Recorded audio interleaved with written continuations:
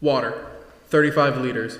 Carbon, 20 kilograms. Ammonia, 4 liters. Lime, 1.5 kilograms. Phosphorus, 800 grams. Salt, 250 grams. Saltpeter, 100 grams. Sulfur, 80 grams. Fluorine, 7.5 grams.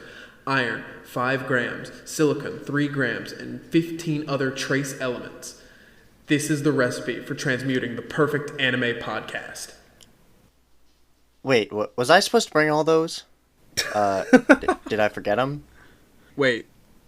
No, I didn't tell you about this. Shit. What? We don't have those. How the fuck are we supposed to make a podcast now? I've got I mean, I've got water, but I have a statuette of Wind Waker Link. I think we can make do with that. That's not very helpful, but I guess it'll have to do. We'll get by. Hi, I'm Brogan. And I'm Josh. And this is How Do Otaku. We'll get good at that eventually. Yep. We aren't good at that now, but we will get good at that eventually. Hi. How's it going, Josh? It's been a few days. It's getting cooler out, which is nice. I like that. It was very cool out today. I had to walk 1.5 miles from my car to my work today because I can't park at my job place. Oh, yeah. Yeah, I've been to jobs where they like that. It was quite chilly. Yeah. I've been outside once today, and it was sufficient winter weather. I'm looking at my clock right now. It says it's 32 degrees outside, so it's very nice. It's lovely winter time. Yeah, I love it when it snows here too. It makes me feel like I'm back home. But well, before we get into it, and we'll be getting into it very briefly here, Josh, I've got some housekeeping. I've got some again, let's clarify. Spoilers for episodes 1 through 10 this time of Fullmetal Alchemist Brotherhood. We are going through the show 5 episodes at a time and talking about them kind of like a book club. So if you missed episode 1 or you haven't watched the show, go back and do so. Yeah. We'll be waiting for you. Yes. So with that out of the way, housekeeping.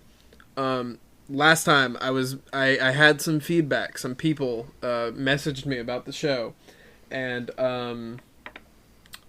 my friend Kian specifically, he had one very important detail that I completely bungled last time. I ruined it. It absolutely, honestly, last episode of the podcast, complete write-off because of this one detail. Are you ready for it, Josh? What is that? What kind of stupid bullshit? When I was talking about Shao Tucker, I said that he was the homunculus state alchemist. Okay. He isn't the homunculus state alchemist. He's the chimera state alchemist, and that is a very serious distinction and a major flub on my part.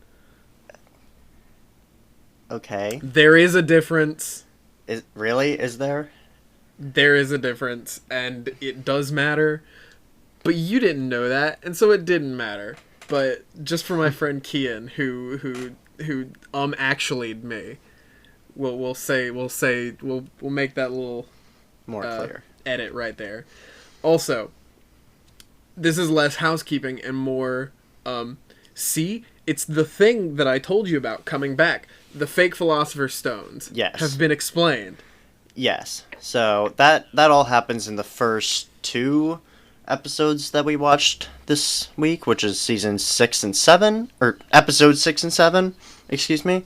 So like they set up that the Philosopher's Stone is like this thing that can be made in an incomplete form where they don't have as much power as usual, and they're more like fragile, I suppose, but they still have some amount of power. Right. So they're not necessarily fake Philosopher's Stones.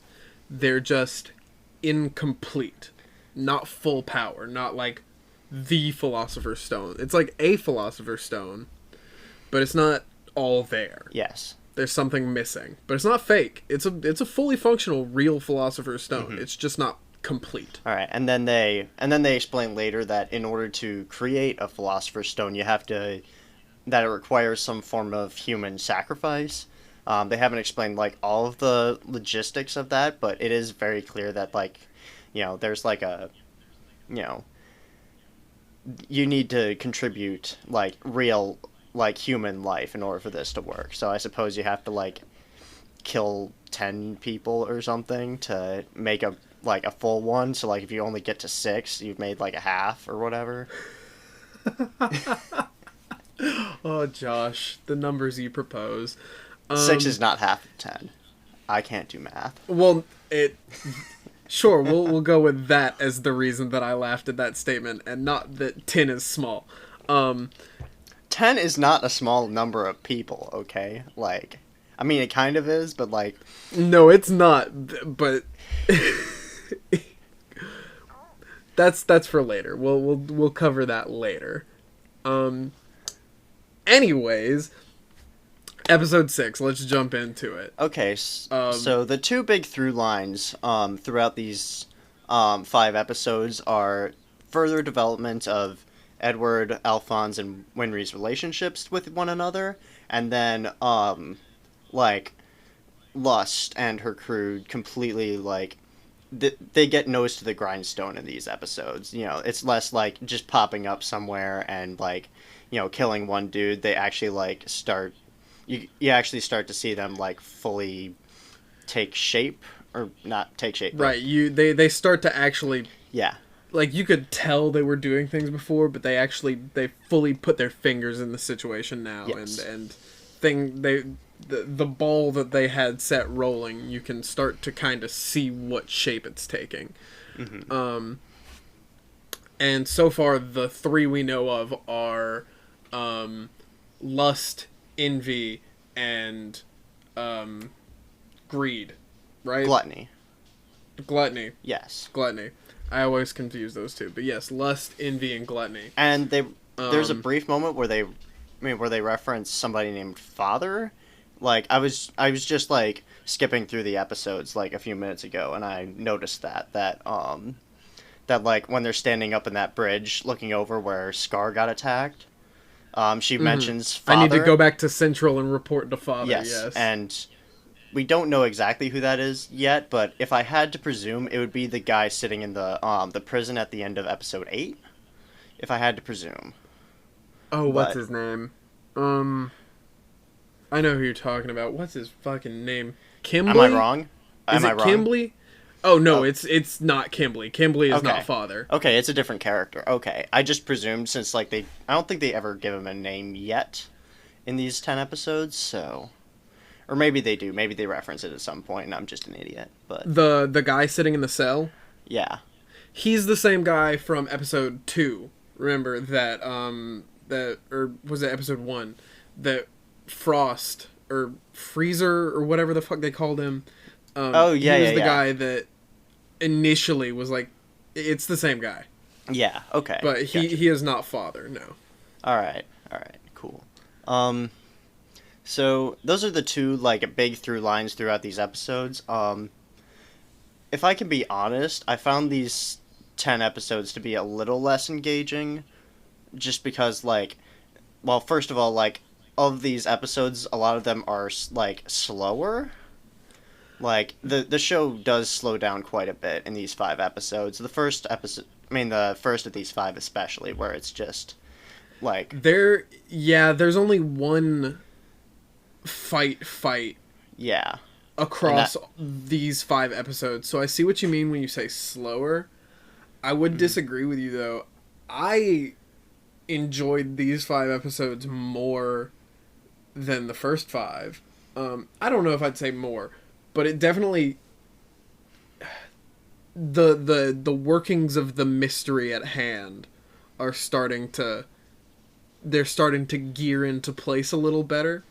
Yeah. And I think that really does a good job of like inching you along. Like, you don't have to see big crazy ice explosion fights, or I don't anyways, to and I was much less like this when I was younger. When I first started watching anime, I was like, "Oh, the fights are where it's at. The fights are where it's at," and that's not a bad position to have. Anime fights are fucking rad, but I do like how this show can take a step back from that and be a little slower, but still have a lot of shit going on.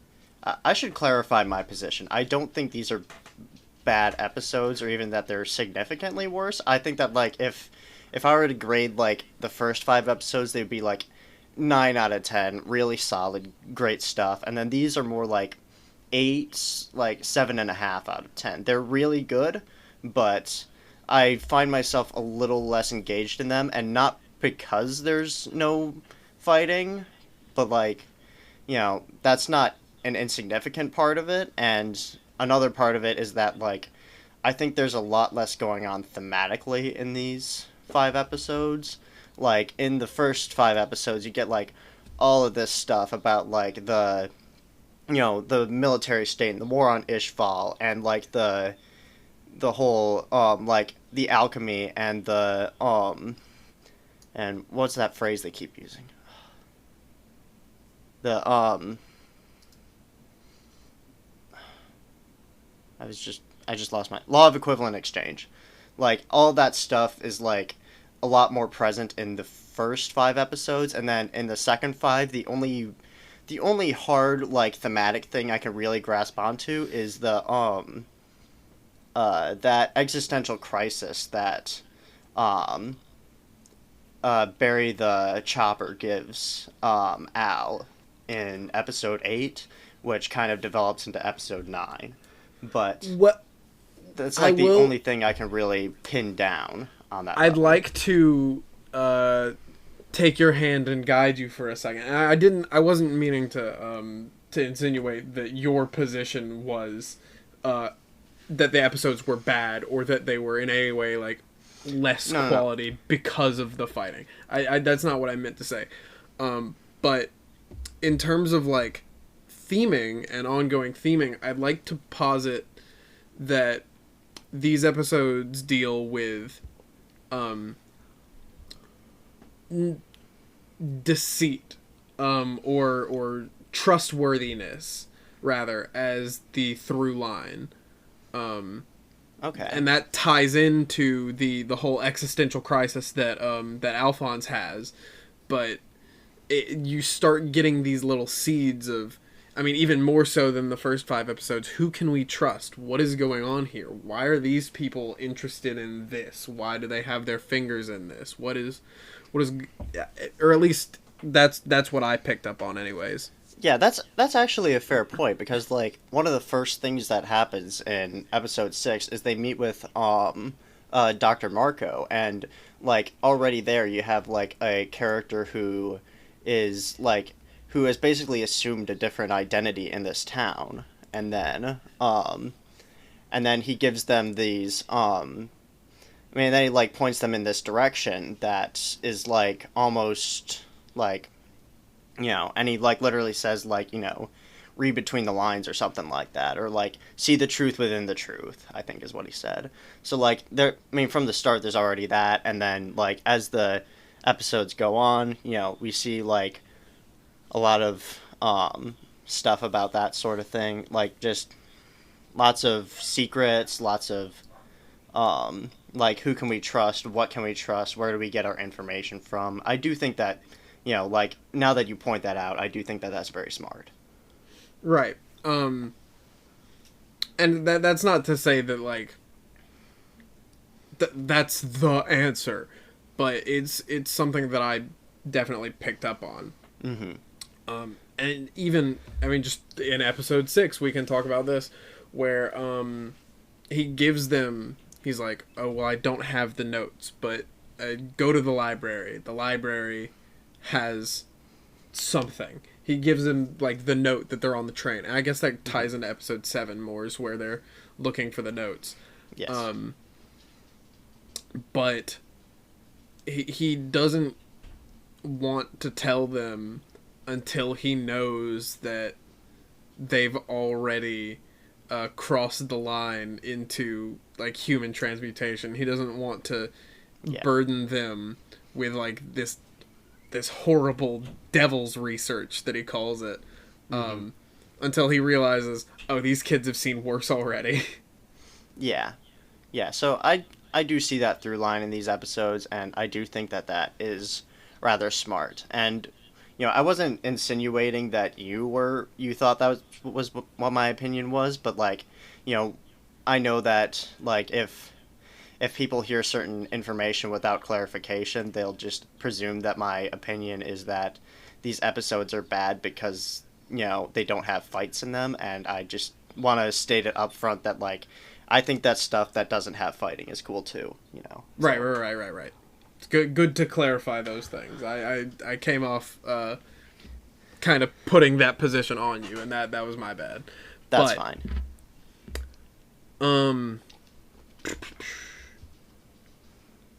Let's see. Oh, as for the rest of what happens in episode 6, they go back to the town that they grew up in, and they meet with Winry and Gran. Yes. So that they can start fixing Edward's automail, because we left off, Scar completely decimated his arm. Yes.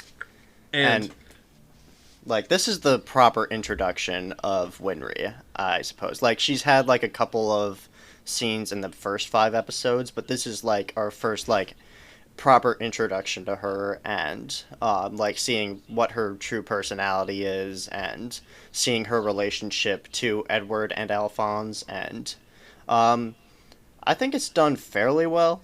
I do think that they could have used more scenes with her, but it seems like we're going to get that in the next few episodes, now that they're heading towards that town to meet their old professor. But right, yes, especially at the end of episode 10, there's a big cliffhanger. We're about to go to the automail capital of the world.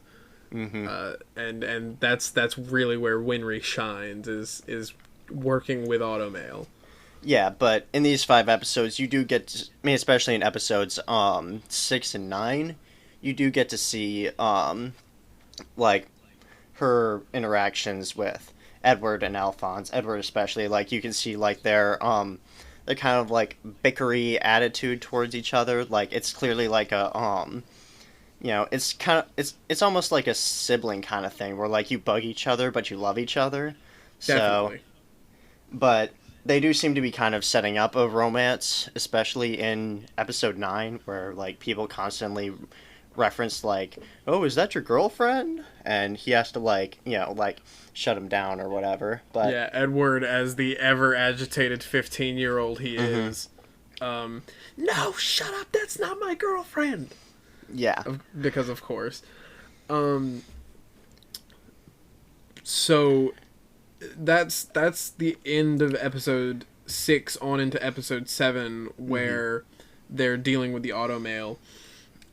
They go back to Central again.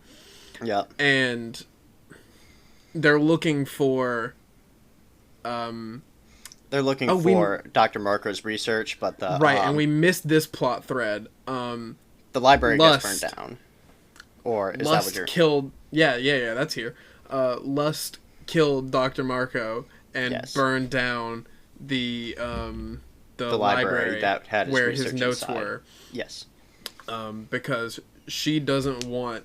They're starting to sow these seeds of the trio of Lust, Envy, and Gluttony are very interested in the Elric brothers for some reason. Yes. They called him an important sacrifice at some point, I think. Or, like, not an important sacrifice, like, an important asset, I think they said. Like, or something like that. It was in episode 8 when, I think Envy, like, literally pulls him out of the exploding building. So, like, they very clearly have, like, an interest in keeping him alive. So, I think that's pretty interesting. looking to see where that goes. It's very, I think it's very intentionally suspicious up front. As a lot of things in these episodes are, there's a lot of very intentionally suspicious action from a lot of people. Yeah, especially, like, that conversation at the beginning of episode 10, where Fuhrer Bradley just, like, is very sus. Like, He just shows up, and he's like, you "What know, do you boys know about Philosopher's Stones? And for your sake, it better not be much." And then he's just, I'm just yanking your chain. I'm just fucking with you. Yep. And then they're like, well, maybe you guys should, like, stop poking around where you're not supposed to. And then he, like, goes out a fucking window. Like...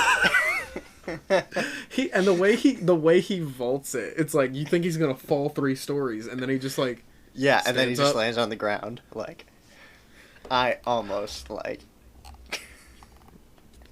King Fuhrer Bradley is. it almost would have been better if he was on like the 3rd story or whatever, and like he like jumped out and like did like a sick landing or something. That would have been great, but. That's okay. Like, because he's got the power to do that, and so that's kind of what they're setting you up to expect. But then he just, like... Just, like, right out the window. You know who was one person I was honestly kind of suspicious of? Hughes. Hughes. I was suspicious of Hughes. Like, he just has, like... He had, like, that energy where, like... He seemed too nice. Like... Yeah. It seemed like he would be kind of a person who would also be in on the whole thing. But then that clearly doesn't happen because he gets killed at the end of episode 10. Like, the last half of episode 10 is dedicated to his death. Right. And also, speaking of Hughes being in on things, do we want to talk about Mustang for a minute? Okay, so... Like, this is the part where they set up, like, Mustang, like, wanting to rise to the rank of Fuhrer. Right, like, we're skipping ahead a little bit, but I think we flowed into this good enough. So let's talk about Mustang's ambition for a minute. Yeah, it's definitely clear that like he doesn't trust the powers that are in power right now, and that he wants to rise into those ranks. But like at the same time, he's like I don't think that I generally don't get into, like, the whole, like, you know, that kind of ambition is great and all, but, like, at the same time, like, he's clearly not in on whatever's going on at Central Command. So, like, I do want him to succeed in the sense that I want somebody who isn't on the whole conspiracy to be in power. Right, and the thing about it is, though, he's so blatant about his intent to rise to power, his intent to rise to the throne. He's not careful with it at all. It seems to, I mean, there's the flashback to the Fallen War where he's like dead eyeing Fuhrer Bradley. It's just, it's so ridiculous to me that, I mean, if things are as iffy as they seem, even this early on, that Mustang wasn't like he was promoted to the ranks that he was promoted to, and not just snuffed out like immediately with his ambition to rise like he is. Yeah, I believe like even in like the introductory scene of Lieutenant Ross and Second Lieutenant Brosh, which by the way, like terrible naming of like characters, like Ross and Brosh, they sound like almost Ross exactly this. No, like, I think the characters are great, but, like, their names sound almost exactly the same. Couldn't you give them, like, more distinct names? So like, that, like... Terry and Delilah. Or something like that. Like, I don't know.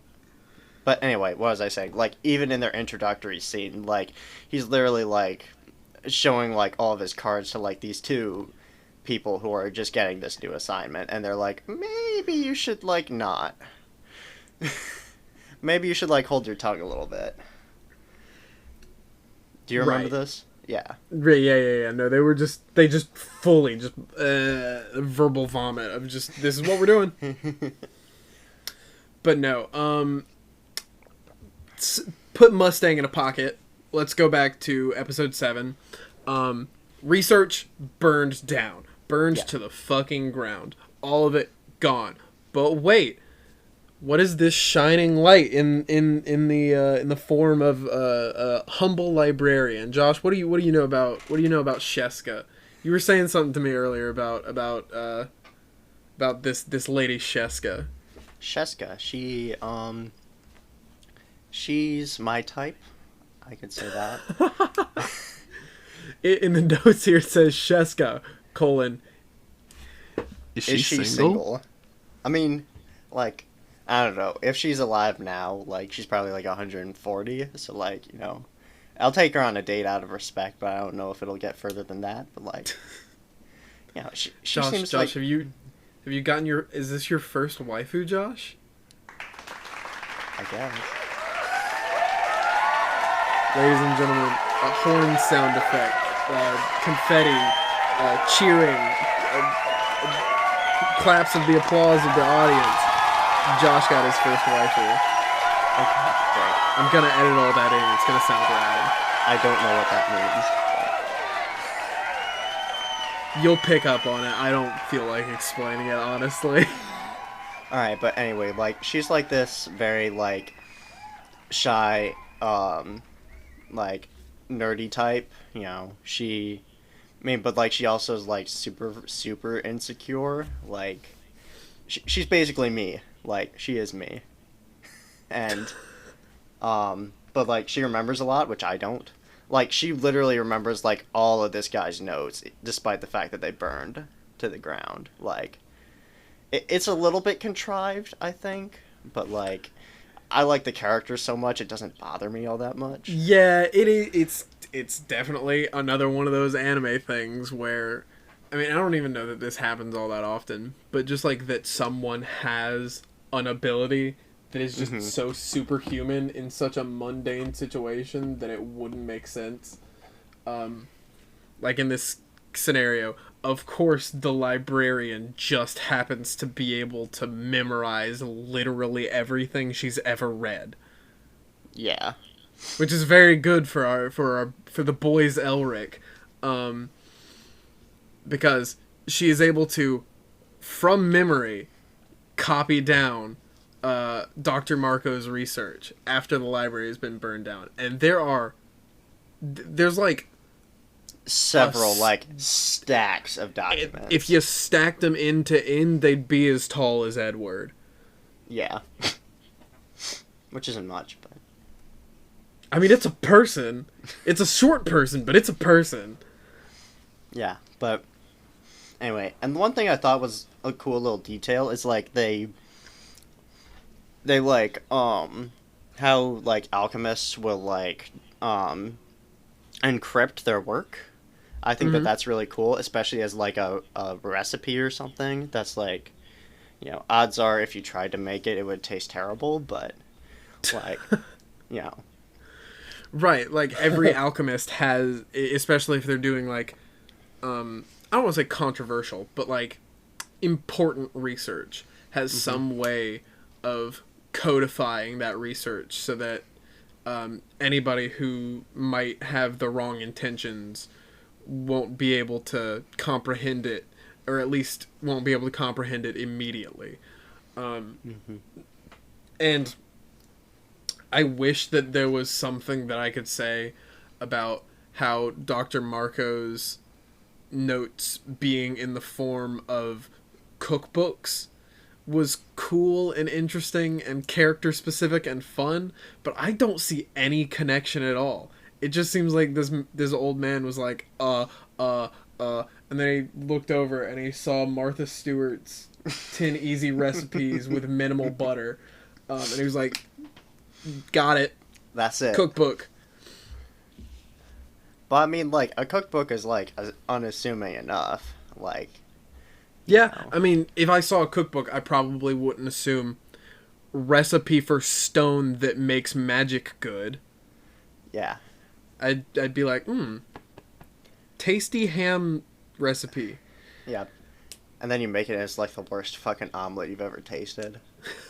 Because, like, nothing's correct. this says this. Why is there green tea and no eggs in this omelet? What is happening? But yeah, the Elric brothers get a Kraken, and they, within 10 days, decipher the entirety of this man's research.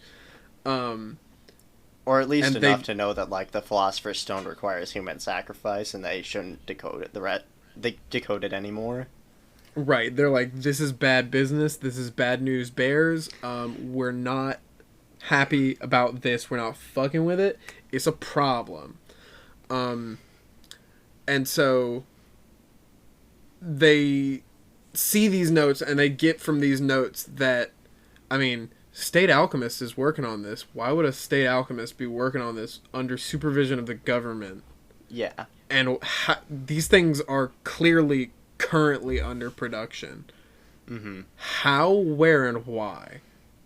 Yeah, so then I guess they deduced that this operation is most likely going down in a lab near a prison because it requires human sacrifices, and what better sacrifices than death row prisoners? So they check out this lab, and what do you know? They're right. And I have to say, you know, as horrible as it is that, like, these things require killing people, if you have to kill a person to do it, like, you can do worse.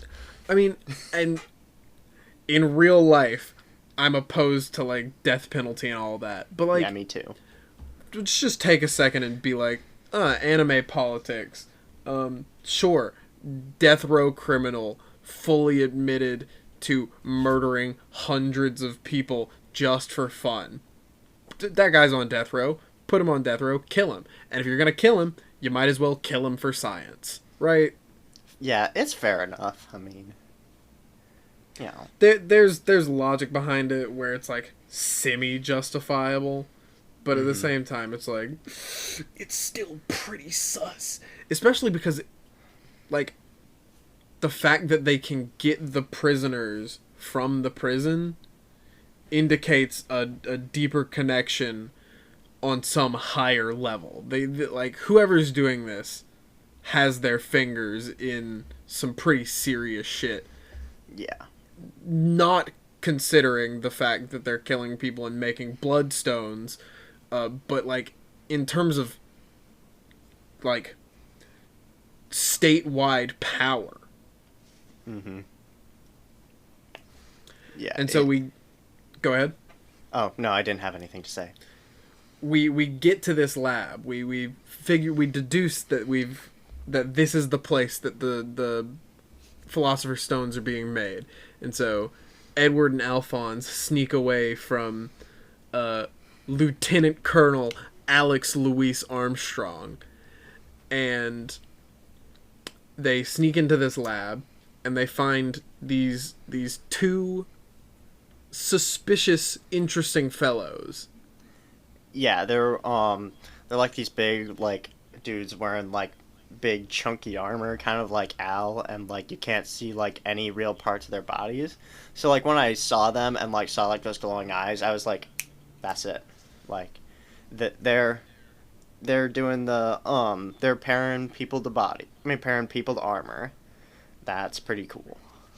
I thought it was really, I mean, good attention to detail. Like, of course they would, but I mean, that they had the same vocal effect on both of the death row inmates as they did for Alphonse. Yeah. To give you just, like, a little bit more of, like, oh, wait a minute, to clue you in on it before they do the big reveal.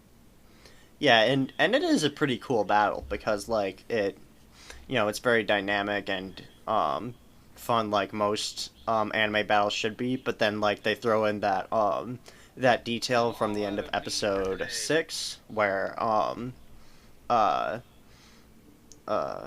Winry forgot to put that one bolt in, so that kind of stunts his ability to properly fight against what's his name?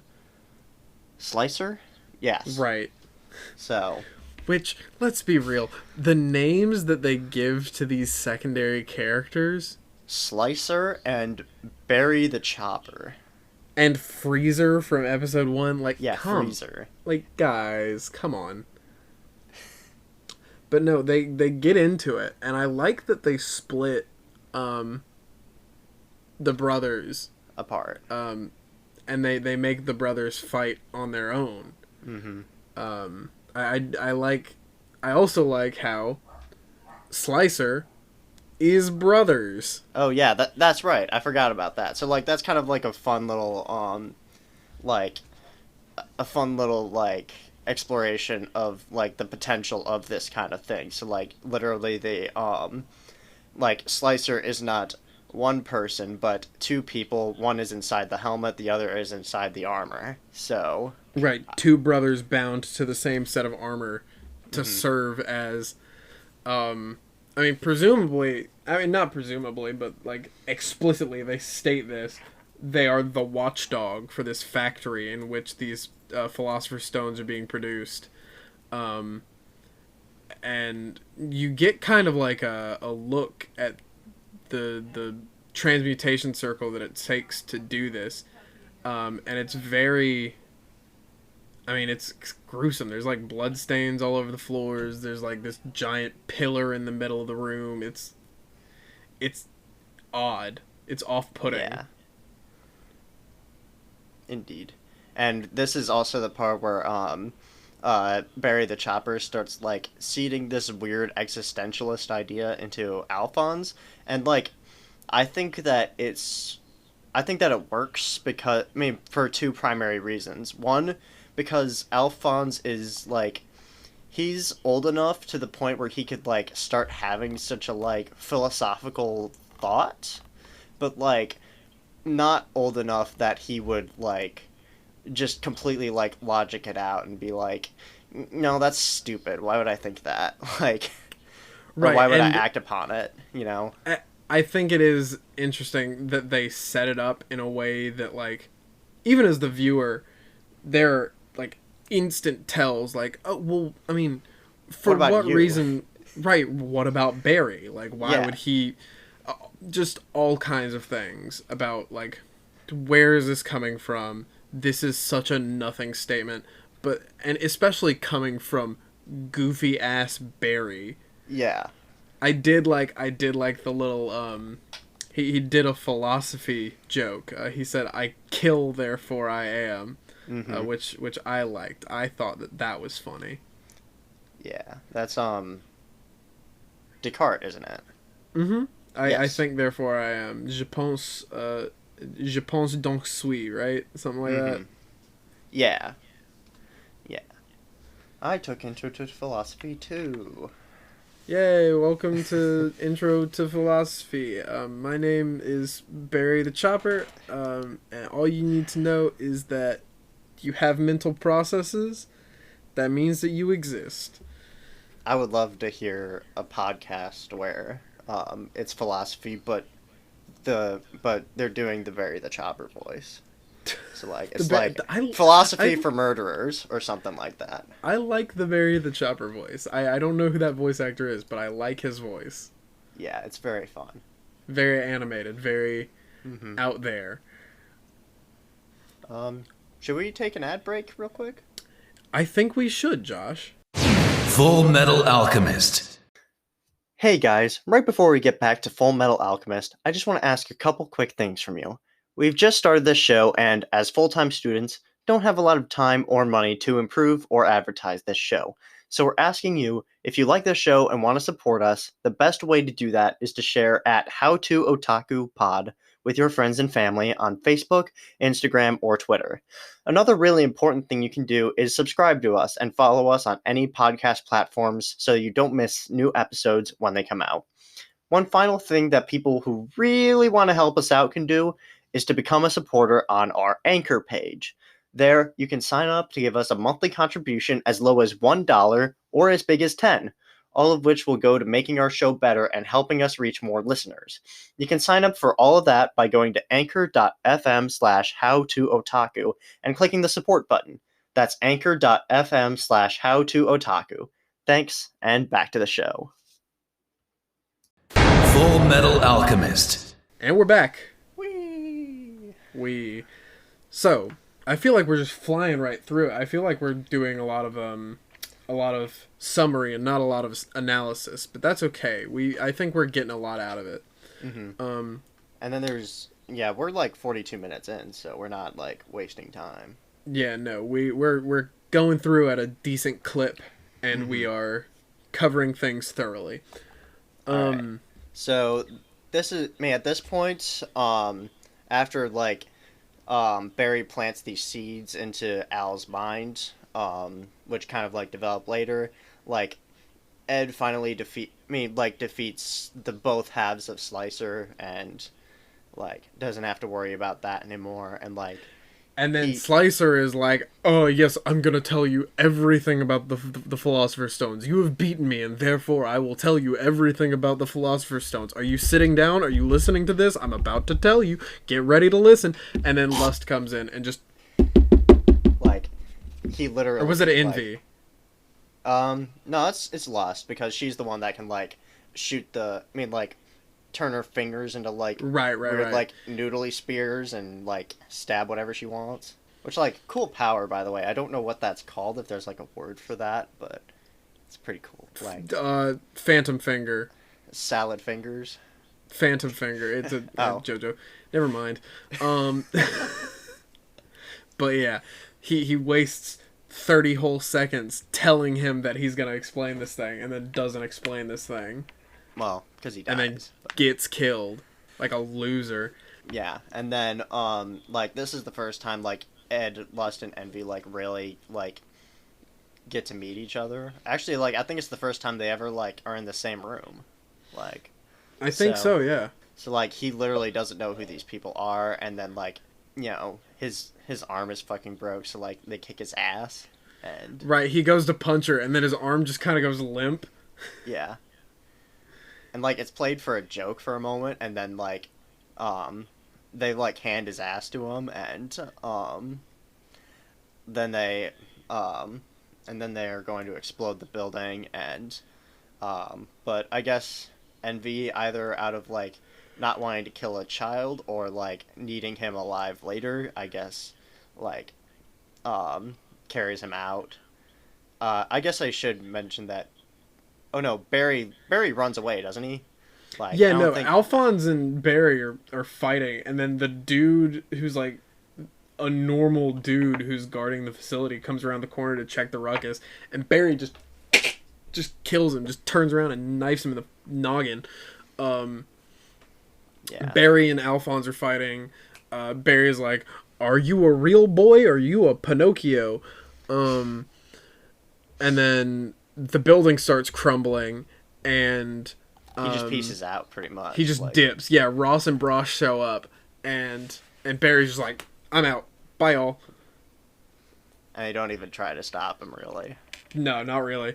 And everybody's like, "Alphonse, you gotta get the fuck out of here." And Alphonse is like, "No, I'm waiting for my brother." And then Envy just rocks in. Yeah. "What's up, y'all? Here he is. Got your brother for you. We can't let him die yet. Anyway, peace." And then Envy just dips. Gone. Yeah. And that's pretty much how the episode ends, isn't it? Like, that's pretty much it. I don't remember anything else happening in that episode. There may be like a cutaway scene. Oh yeah, the cutaway to that guy in that prison cell I was talking about. That's right. Yep. He's like, there's an explosion. From the sounds of it, it's right next door. And he's just being creepy and weird. Yeah, but it doesn't really add anything. It's just to remind you that he exists. Right, just to remind you that this dude is still sitting in this prison cell. Right. Speaking of dudes sitting places, Ed wakes up in a hospital bed. Yep. And then, like, so it's Ed, Ross and Brosh sitting in the hospital room together, and they like had this really interesting exchange where like they chastise him, but then like they remember that that they're like technically below him, and so like they immediately apologize and like ask what their punishment's gonna be, which I think is kind of like, it's kind of a fun dynamic to think about. Like, the fact that this 15-year-old is technically of a higher position than, like, these two adults.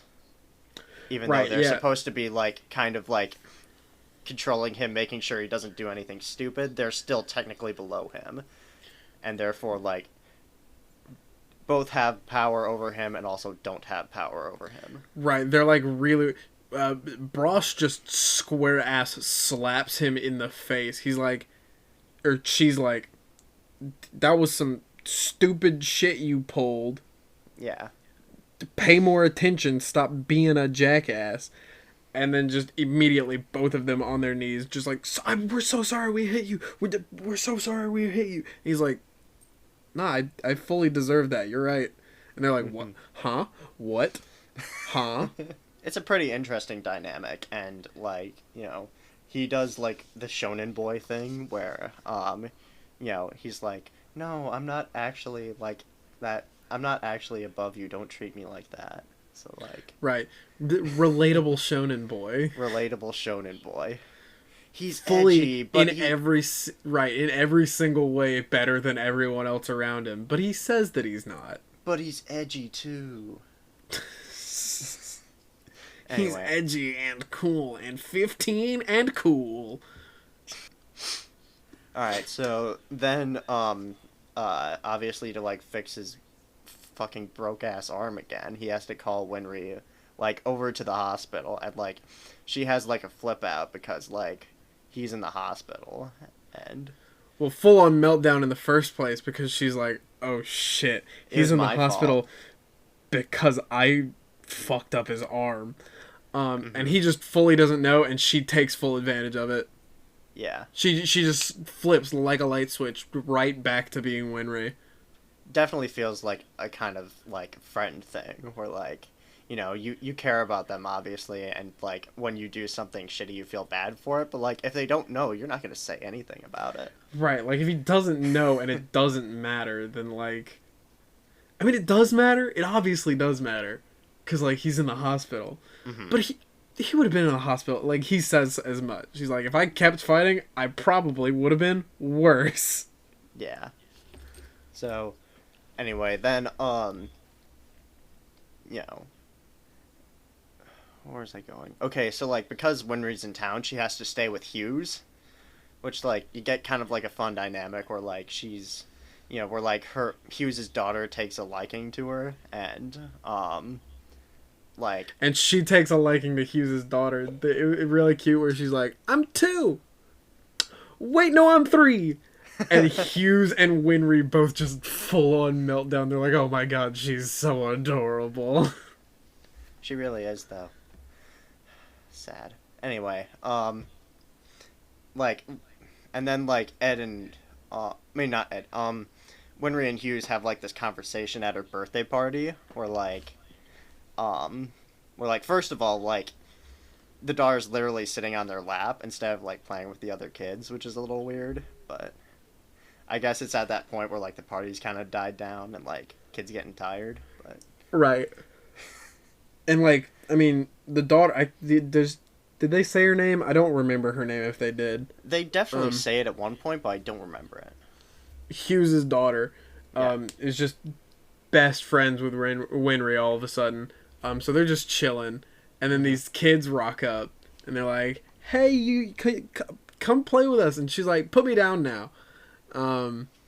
Which I think is a very fitting thing for a 3-year-old to say. She's not like, I'm going to go play with these kids now. She's like, oh, you can put me down now.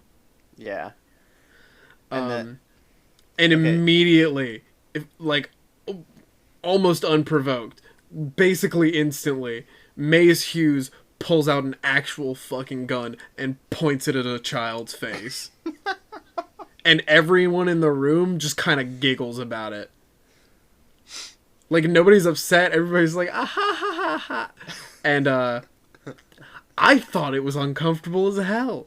I thought it would have been way more of a problem that, like, the leading military official Maze Hughes pointed a gun at my kid. Yeah, like, it wouldn't have been so much if, like, he didn't point the gun at a child, like, or, like, just didn't point the gun at anybody, because, like, it's one thing to, like, pull out a gun, alright? Like, that's whatever. But, like, number one rule of gun safety, never point it at another person. Like... Right. Guns are always treated as if they are loaded, Mm-hmm. and you only point them at things that you don't want to exist anymore. Well, I mean, I guess he doesn't want that child to exist if it's gonna hit on on his daughter, but... And everybody's okay with that. I feel like my dad would do that, like... Do you feel like your dad would pull a gun on a kid flirting with his daughter? I feel like he would. I feel like he definitely would. Good Christian Southern man he is. He's from Michigan, but yes, he is. Oh. I fully missed that read. But he is a Southern man, like, in spirit. In spirit. In spirit, yeah. So, we leave the birthday party. We leave the 3-year-old's birthday party, and now we get into, the payoff to this, like, existential, like, thing that, Alphonse is experiencing, where, like... Right, sibling infighting. Yeah. We didn't really do a great job of explaining it. Basically, Barry tells Alphonse, he's like, what makes you think you're a real person? Yeah. Why do you think that you're real? You have no reason to be real. You could just be a puppet. Your memories could all be made up. Winry, Granny, they're in on it. Everybody else doesn't know. Mm-hmm. Your brother just made you up. Mm-hmm. Yeah, and that, like, really gets into his head, and like, every, like, 5 minutes in the in episode 9, they, like, cut back over to the him, next like, sitting episodes, alone, or just... like in the bathroom or something in front of a mirror, and, like, the voiceover of Barry saying the same shit over and over again, which, like, that got on my nerves. Like, they're really heavy-fisted with it. Yeah, like, I like the idea. I just wish, like, they didn't remind us every 5 minutes that that's what he's thinking about. It's very obvious, like, after he's had, like, this very upsetting, like, confrontation with a serial killer, and, which, first of all, like, don't take advice from a serial killer. Second of all, like, very upset, and, like, when like, the kid's, like, little toy robot walks up to him and, like, bumps up against his leg or whatever, like, that's... Like, it's very clear what he's thinking about, and then, like, they have, like, some voiceover from Barry, like, oh, how do you even know you're real? And, like, you don't have to explain it to me. I get it. Right. I mean, I also get that this show is for, like, freaking 12-year-olds, but, like... There are a lot of things in this show that are very understated and played... like, at just the right level. Mm-hmm. And then there's something... This is not one of them. It's a very interesting concept, and we all know that it's interesting, and the show really knows that it's interesting, and so the show really wants you to know that it's interesting. And it crosses that line where it's like, we get it. Mm-hmm. Yeah. It would be way more interesting if you just let me think about it by myself instead of telling me this is what he's thinking about. Yeah, and to that extent, if they're going to do that, I'm at least happy that, like, they have the setup in the one episode and then the payoff in the next episode. Because, like, I feel like a show that had, like, a more, like, subtle approach to it would, like, draw it out. So, like, you know, in episode, like, 26, they introduce this idea, and then in episode, like, 38, this is the part where they argue about it. But this show is just, like, one episode, he has the thought, the next episode, he screams at his brother about it. And, like, at least they didn't, like, draw it out to, like, obscene lengths. You know, if they were going to, like, do this constant repetition of the idea. It really did feel like it was 3 or 4 episodes, though, that kept happening. Like, to me, watching it, it felt like it was 3 out of the 5 episodes that was happening during. But I guess it was just the 2. Yeah, it's just the 2. But anyway, like, so after, I mean, so, like, at some point, Ed and Al are like sitting down like eating or something, and then like Ed says something that just like final straw for Al, and like he has he basically like has a full blowout on Ed about like this whole thing that's been like eating at him. And Right. Ed says something like, I wish I didn't have to I wish I didn't have to drink all this milk because I hate milk. I wish I could just be big like you. And Alphonse is like, I didn't fucking ask to be put in a suit of armor. Yeah. And he has a meltdown. He's like, am I he point blank asks Ed, he's like, am I real? And Ed doesn't know how to respond to that, and Winry doesn't know how to respond to that. Winry starts beating Alphonse with a wrench. Well, I believe what happens is like there's like a moment of silence, and then Ed's like, "You got anything else to say?" Like, right, and then he goes to he's the just roof. like very like he's not like right. He knows that he's like, this is obviously nothing. This is like, I don't know why he's upset about this because this is obviously not true. Just, I'm gonna let him cool off for a minute. Well, no, it like is the vibe that I got from it. The way I felt about it is like, you know when your dad gets mad at you and like he doesn't like yell at you or anything. He just kind of like sits there and like, it's like, it's a very calm like. Yeah, it's a very calm, like, simmering type of anger rather than, like, a full boil. So, like, he's like, you got anything else to say or whatever? And then he's like, you really think that shit about me? And then he basically just, like, up and leaves. And that's when he takes to the roof. Yeah, and then Winry's like, you absolute moron. You total buffoon. You monkey basket case. You silly boy. How dare you? Go apologize now and quick. And he runs to the roof, and Edward just instantly just donkey kicks him in the face. Yeah, and like, I believe they set up in like an earlier episode that like Edward has never beaten Al in a spar. So like and like this is the one time that he does, because like Al's clearly in the wrong, and like, like Ed like just completely like dominates him. Sorry, that was my cat. I lost my train of thought because of him. What's your cat's name? Oh, his name is Lenny. We named him that because, like, have you ever read the book of Mice and Men? Yes. Yeah. So we named him after that because he's a stupid idiot. Oh my god, I guess that's one read of Mice and Men. Well, it wasn't a very informed That's one read. thing to take away from it. I was an 11-year-old, so my read was just like, he's a stupid like Forrest Gump type. Did you get to the end of that book? I don't remember. I think I saw like half the Gary Sinise movie or something.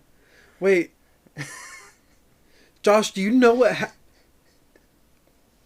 Josh, do you know what happens at the end of Mice and Men? Doesn't he like get shot in the face or something? Yeah, his brother Mercy kills him. Oh, that's pretty terrible. I wouldn't do that to my cat, just so you know. But Jesus Christ, that's character development, I guess. I'm sorry. I'm like Kanye West. I'm a proud non-reader of books. I'm a proud non-reader of books. That's a real Kanye quote. I wouldn't doubt it in the slightest. Anyway, where were we? Josh, I feel like you're deflecting. I feel like you bringing up your cat is just you deflecting from the inevitable that we have to talk about. We always have one episode, or at least 100% of the time so far with this show, we have at least one episode where Josh gets sad. Yeah, so episode 10, like, the last half just gets me, like, intensely upset, because, like... Let's see, how many rows of O's is that? 1, 2, 3, 4 rows. In our notes here, Josh has written the word no, but it's more of a no, and it goes for 4 lines. He's not happy. because Colonel Mays Hughes eats shit. Well, like, the fact of the matter is, like, my upsetness is exacerbated by the fact that, like, I had, like, a low-key suspicion of him this whole time. Like, That's like, right, you thought like he was the bad guy. I didn't think he was the bad guy. I thought he was at least in on it. Like, Okay. so, like, because he just always seemed too nice. Like, I didn't trust him. And then, like, when he gets murked, I'm like, I just completely didn't know this guy. And I judged him, and I feel shitty. And now he's dead. Yeah, you're supposed to. The first time I was watching this show, I was like, Hughes is... oh my God, just shut Hughes. I gave him the same reaction that everybody in the show gives him. He's just... He's a nice guy and all, but... God damn! He's annoying. But he's a good dad, and he's a great family host, and he dies. Yeah, it's very sad. This is the end of Mays Hughes. And what Not sucks with a is bang. that, like, they like stretch out his death. It's not like, you know, it's not like, I'm not gonna spoil it, but like, I mean, I'm not gonna spoil that thing I was about to reference, but like, it's like, sometimes like, when like, they're going to kill a really popular character, they just like, get it over with like, really quick. So that like... Are you referencing... And I'll- that's been out for like 3 years, hasn't it? Everybody who cares has seen that already. No, I'm not. I'm referencing a recently released video game that stirred much controversy. Oh, I thought you were talking about Star Wars. No, I'm not. But like, yeah, I suppose. Like, Wait, but everyone knows about that too. yeah, I guess. I'm I no guess. coward, I'll say it. Joel fucking dies. Clubbed in head Joel. New character in Smash Brothers. I tried, ladies and gentlemen. I tried. So This is if a any of you spoiler got- cast. Nuh-uh. We do spoilers It's not here. It's not a Last of Us 2 spoiler cast. Clubbed though. in head Joel. What's worse is that I didn't even say the name of it until you said Joel died. So like, Clubbed in head Joel. now some guy who's listening to this podcast, like, He'll get over it. Anyway, so, like, in The Last of Us Part 2, I guess, like, they don't, like, draw it out particularly long. Like, I guess he gets, like, shot in the legs, and that's, like, painful, but, like, you presume that, like, he could still make it for a little bit, and then, like, they just, like, kill him off like that. This is more like, you know, he gets stabbed in the arm, and, like, you know, he's like, dragging his, like, arm around. Right, he's injured, but he's not, like...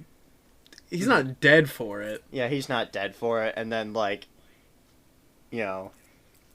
He and then makes he's, like, it, at a payphone, he almost makes the call he needs to make, and then he gets murked. So, okay, here's something interesting. What do you think, Josh, about Hughes going to the inline phone service at Central and then double thinking it and leaving campus to make a call in? I think he's doing it because, like, okay, so, like, before he dies, like, he's gotten, like, some intel from this, like, poorly depicted black man with, like, large lips, and I don't want to get into that, but... POC in anime has always been a problem. I don't think it'll ever not be a problem because they just don't have many black folk in Japan, and so they don't know that it's a problem that they're doing it, I guess. Anyway, where was I? Not an excuse, but it's not an really excuse, just but... every single show or manga or like anything. Oh my god. What is that football manga? Windscreen? Windscreen? Or Eye Shield or something like that? I don't know what Anybody you're who's talking about. read it knows what I'm talking about. There's a... It's like, it's a sports anime about football. And everybody's kind of got like their one unique power thing that they can do. and there's one character whose power is that he is black.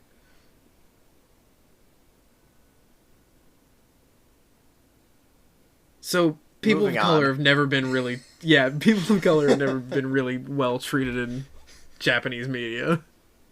Yeah. Anyway, where was I at? Okay, so like after he gets the intelligence from this guy, like about some kind of like revolution that's going on in the north or something. I forget what it was specifically, but like he starts getting like suspicious about it and like starts poking around, and then like I guess he's gotten the idea that like there's something going on in the in Central that's like in coalition with these. I mean, with like all the people who are like doing these planned kills of state alchemists. Right, like a lot, like the state alchemists, especially the ones that were like doing research on philosopher's stones, all simultaneously just got murked. Yeah, so And like so and so the reason why he like considers using the line at the police station but then decides to go to the payphone is because I think he thinks that the line will be tapped if he uses the one in the station. So I don't think there's any consideration about that. Like, it's 100% like somebody else can listen in. I think it's a matter of who he's worried about listening in. But I don't like honestly, I've never been able to pin down who Hughes is suspicious of that he would leave the campus and go to that payphone. I like, and it may just be because I've missed something or forgotten something, but I've never pinned down who he's suspicious of and why he would have left, and not just made the call right then and there. well, I guess he's not suspicious of did he call Colonel Mustang? He called Mustang, yeah. Okay, so I guess he's not suspicious of him. I guess they've had like a long enough relationship that he knows. Right, there's the flashback to like they're in the Ishvalan Civil War, and Hughes is like, "Yeah, you got my support all the way, buddy. I'm taking you to the top." Yeah, and then okay, so I guess he's not suspicious of him, but he doesn't know who else is in on it. So he's reticent to use any company line if he doesn't have to. Right. But still, I mean, even when he calls in, he has to go through like Yeah, I guess the emergency call-in line. So I don't know. It's just that scene has always been kind of weird to me. Yeah, it's not incredibly well thought out. I don't know. Maybe some like super fan is going to Actually Us. Which, and please, by all means, do. If you want to Actually Us, hit us up on Facebook, but don't forget to like first. There's also, I've noticed on Anchor, if Anchor is your listening platform of choice, there is a like a fan message thing where you can record your own voicemail and we can listen to it and then include it in the show if we want to. Okay, yeah. So if you want to, So if you've got actuallys or any voice messages for us, Yeah. we might add that as a segment at some point later on down the line. yeah, so just send those into us. Go to anchor.fm/how-to-otaku and yeah, leave us your little message, and we'll put it in. If We'll completely like ignore it. We won't listen to it. It'll go to waste. Okay. Anyway, so like Hughes gets murked. It's very, very sad. Flash cut to apple pie. Flash cut to apple pie. That sort of thing's always Whiplash. kind of bugged me. Like, yeah, just like whiplash like that. But anyway, I am sad. It's very sad. And then like I feel like the way they approach like the aftermath of that is a little bit corny. Like It is kind of corny. The 3-year-old can speak way too well and can communicate ideas that maybe a 3-year-old probably wouldn't be able to. Mm-hmm. And then like Colonel Mustang and Oh no, don't shit on this. I love Hawkeye and Mustang. I love No, Hawkeye and Mustang, I'm not. and I love. I'm not shitting on the characters. I think Hawkeye and Mustang are pretty cool characters. But like It's a horrible the day for rain. Mustang, it isn't raining. Yes, it is. Oh, so I see it is. and then I like I love that scene. I just think it's a little too far for me. Oh, it But is like cheesy. It's cheesy as shit. yeah, but like But I love it. I guess this show is like it's not like it's got like the gothic elements to it, but like at the end of the day there is a lot of cheese in it too. So like The- it's not the worst. May I remind you of Colonel Lieutenant Alex Louis Armstrong? Oh yes, my man. He gets a few shining moments in this. Like when he In the show. throws Alphonse at the doctor. We missed that earlier. He Oh just, yeah. Alphonse is in a box because he's not fully put together, and Armstrong just fully hucks him at Dr. Marco. We need to like start a recurring segment where we literally just talk about all of the amazing things Alex Louis Armstrong did in the episodes we're covering. In So, future like- episodes, we'll have the Alex Louis Armstrong wrap up. Yes. So he throws Alphonse at the doctor, which is pretty incredible. Then he chops wood with his fist for Yeah. Granny. And then when Ed returns after his daily moping session, like he literally just like shouts at him about how like tragic his backstory is And how much he loves him and how much he supports him. yeah, and then episode 7 was the one that like made me like literally lose my shit. Like the part where so Ed has told Ross and Brosh about the human sacrifices needed for the Right. Philosopher's Stone and like and all that, and then like they're trying to like cover it up but they're not doing a very good job, and then like he literally just like towers over them with like the fucking red anime eyes and just shouts, "Your behavior is most suspicious," and that just like made me lose my shit. Like Alex Louis Armstrong he's a lad. he's a man. He's a unit. As the Aussies might say, an absolute legend. He is a legend. I imagine he's the Legend 27. Do you You remember think that Alex meme? Louis Armstrong is the Legend 27? Do you remember that? The Yes. commercial Yes. for like, yeah, Nice. of course I do. The Legend 27. The Legend 27. And then The end There's of the a- episode, Yeah. the brothers plus Winry make their way to the brothers' alchemy teacher, and also Winry wants to make a stop at the automail capital of the world, and so that's where we leave off at the end of episode 10. yeah. One thing I do want to say is like now that like Envy has like we've seen that Envy can like okay, so we knew that he could shapeshift, but like Yes. we didn't really like see it in this kind of way before where like he literally like walks up to a person that doesn't know him and like shapeshifts into somebody they know, which like immediately like puts this whole veneer of like I don't trust anyone in this show anymore, because like Right. it could like it's like that movie The Thing where like you could like it could literally be anyone is the shapeshifter, and I don't trust any scene anymore. I mean, I don't know. I want to put you at ease and say that that's not a thing that you have to worry about. Oh, Um, that's sad. I actually but like that. I fully might be wrong. Like I don't remember having to worry about that, but it's been a good 5 or 6 years since I've seen this show, so I might be wrong. That might be a thing that happens. Alright. Excellent. Okay, so that's where we leave off on, is Hughes is dead.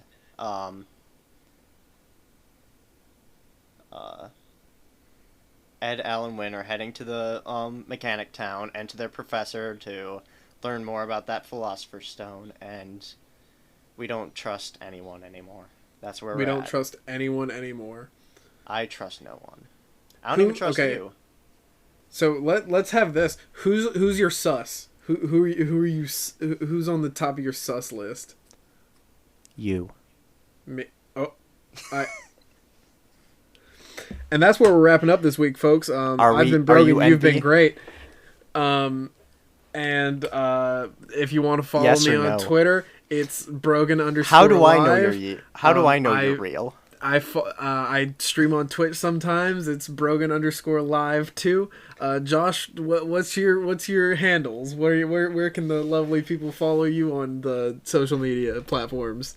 I don't trust that those are your handles. I think your handles are at Envy on Facebook and Twitter, at Envy Live on OnlyFans. I think.